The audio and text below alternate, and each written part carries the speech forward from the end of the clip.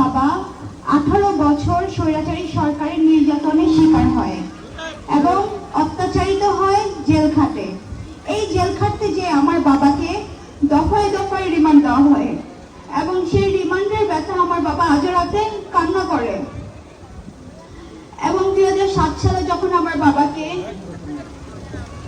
জেলে নেওয়া হয়, তখন আমার বাবাকে স্বৈরাচারী শেখ হাসিনা ক্রস ফায়ার দেওয়ার পরিকল্পনা করে। আল্লাহর অশেষ রহমতে আপনাদের দোয়া আপনাদের সন্তান ক্রস ফায়ার থেকে বেঁচে আছে এবং আল্লাহ তাআলা আমাদের এতিম হওয়া থেকে বাঁচায়। আমার বাবা সবসময় আপনাদের কথা চিন্তা করে, আপনাদের জন্য চিন্তা করে, আপনাদের উন্নয়নের জন্য চিন্তা করে, এই দেশের উন্নতির জন্য চিন্তা করে, এই দেশের কল্যাণের কথা চিন্তা করে। তাই আমার বাবা নিজ অর্থায়নে এই সোনারগাঁ এলাকার বিভিন্ন স্থানে রাস্তাঘাট করে দেয় এবং সে আপনাদের জন্য অনেক পরিকল্পনা করে রেখেছেন।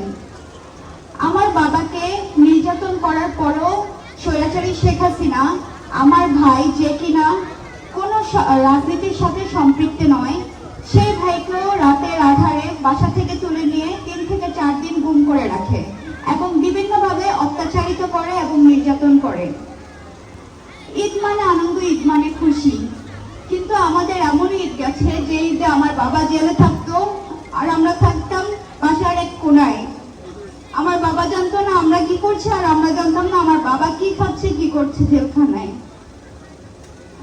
আমার বাবা এই দল করতে যে অনেক অত্যাচারিত হয়। যখন আমার বাবার পাশে কেউ ছিল না, তখন আমার বাবার পাশে ছিল আমাদের তৃণমূল কর্মীরা। সবসময় তারা আমার বাবাকে পাশে রেখেছেন। আমার বাবা সবসময় আপনাদের কথা চিন্তা করে, আপনাদের জন্যই চিন্তা করে। আমার বাবাকে 2014 সালে যখন দল থেকে মনোনয়ন দেওয়া হয়, তখন আপনারা আমার বাবাকে বিপুল ভোটে ভোট দিয়েছিলেন।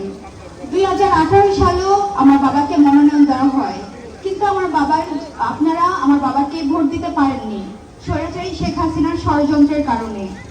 এবার যদি আমার বাবা মনোনয়ন পায়, ইনশাল্লাহ আমি প্রত্যাশা করি আপনারা সবাই আমার বাবাকে ভোট দিবেন এবং জয়যুক্ত করবেন।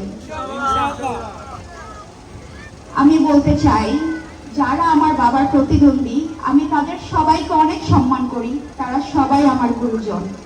আসুন আমরা প্রতিহিংসা রাজনীতি, প্রতিযোগিতার রাজনীতি বাদ দিয়ে আমরা দলের জন্য কাজ করি, দলের পক্ষে কাজ করি। আমাদের উদ্দেশ্য একটাই, ধানের শীষ। আমরা ধানের শীষে ভোট দেব এবং ধানের শীষের পক্ষেই কাজ করব। এই বলে আজ আমি বিদায় নিচ্ছি।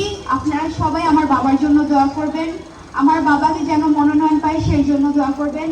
আমার বাবা মনোনয়ন পেলে আপনারা সবাই আমার বাবাকে বিপুল ভোটে জয়যুক্ত করবেন তো?